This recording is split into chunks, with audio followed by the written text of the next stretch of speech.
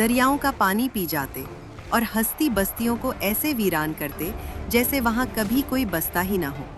न कोई तलवार उनको रोक सकती थी, न कोई दरवाज़ा। इस कौम का खौफ इतना ज़्यादा था कि उन्होंने जुल्करनैन के सामने अपनी सारी दौलत रख दी।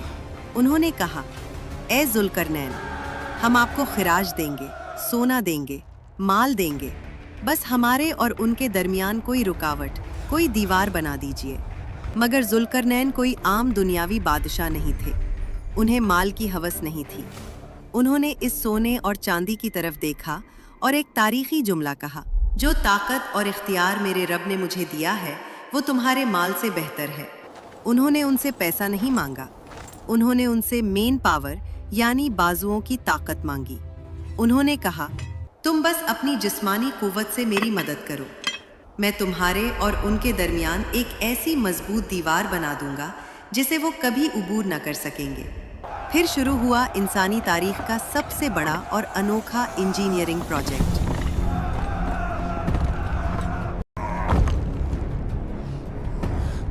एक ऐसी दीवार जो पत्थरों से नहीं बल्कि धात से बननी थी। जुल्करनैन ने हुक्म दिया, लोहे के बड़े बड़े टुकड़े लाओ। लोगों ने कानों से लोहा निकाला, उसे बड़े बड़े ब्लॉक्स की शक्ल दी और लाना शुरू किया। उन लोहे के टुकड़ों को उन दो पहाड़ों के दरमियान चुना गया, एक के ऊपर एक, यहाँ तक कि वो दीवार दोनों पहाड़ों की चोटियों के बराबर ऊंची हो गई। लेकिन ये सिर्फ लोहे का ढेर था। इसमें मजबूती लाने के लिए उसे जोड़ना जरूरी था।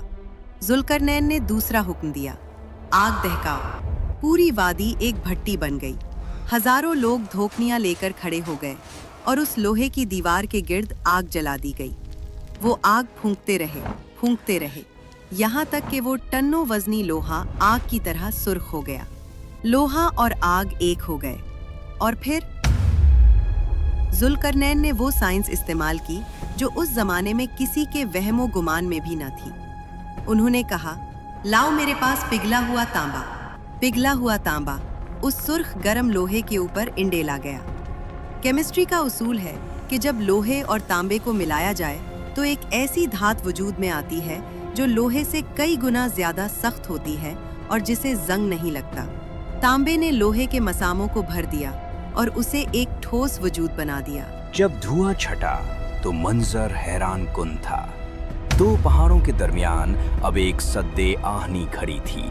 ये दीवार इतनी चिकनी और फिसलुआ थी कि याजूज माजूज इस पर चढ़ नहीं सकते थे, और ये इतनी सख्त और मोटी थी कि वो उसे तोड़कर सुराख नहीं कर सकते थे।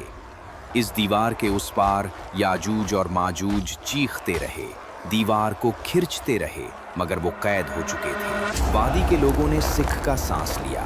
उनकी जान, उनका माल, उनकी इज्जत अब महफूज थी। मगर जुल्करनैन, उन्होंने अपनी इस शाहकार कारीगरी पर फख्र नहीं किया।